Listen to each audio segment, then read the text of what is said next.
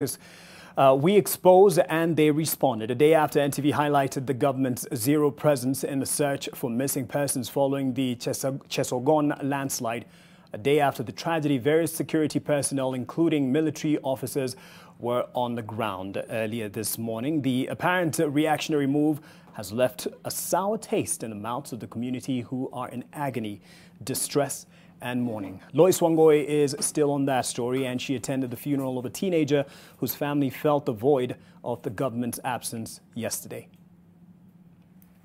This is Kowo village. It sits under a cloud of sorrow. 14-year-old Winnie Torus, who perished in the Chesegon landslide, is being laid to rest.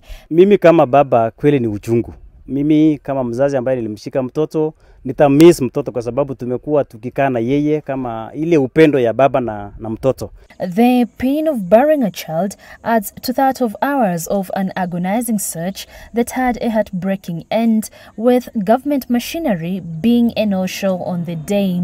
The teenager's lifeless body was carried from the point of retrieval on an improvised stretcher and carried on foot for kilometers to their home, adding to their distress. Na kupata tena huyu mwenzetu ikawa tena majungu, kwa sababu baada ya kuidentify kwamba huyu ni wetu, ikawa tena shida kubeba mpaka kufika nyumbani. Like sasa hours huyu mtoto wetu alipatikana pande ya West Pokot na kufukisha mpaka tena mara kwetu ikawa tena ni shida. So hizi wenyewe tulibeba, saa hizi nimechoka, wenzetu wamechoka kubeba, tukiwa na machungu tena mpaka kufika hapa nyumbani. The pain of losing a child engulfs Winnie's mother. She is too emotional to witness the burial. She sits inside this hut as a thorny bush is erected on her gravesite to chase away death-related spirits. According to the Marakwet culture, the shining star has been snuffed out. Winnie is our second born na amekuwa mtoto mzuri kabisa. Winnie unaweza mtuma yeye 10 times even aende the same place na hawezi complain. The family's agony was worsened by the lack of government support on the day of retrieval. NTV reported on how the community was left on its own just a day after the tragedy and just hours after leaders showed up, apparently for the cameras.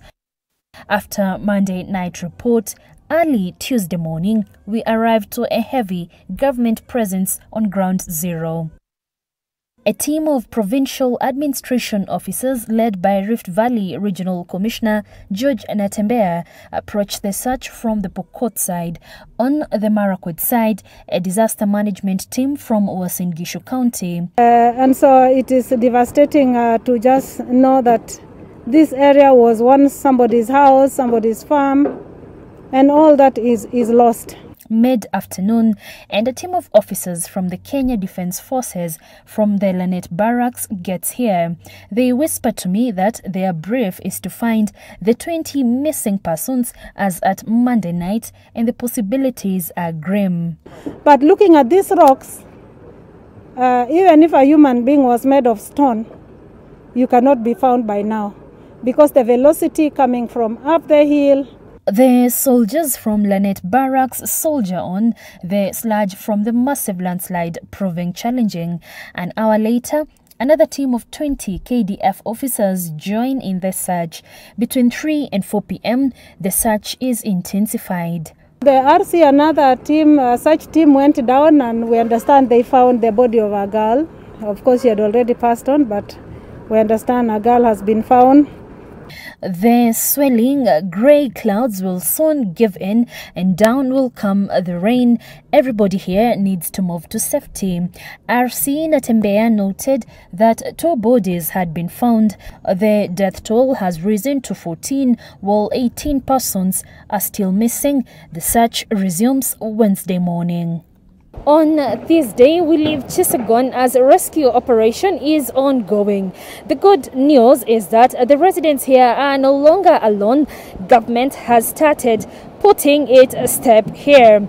But the bad news still remains that some Kenyans are still missing following the landslide here at Chesegon.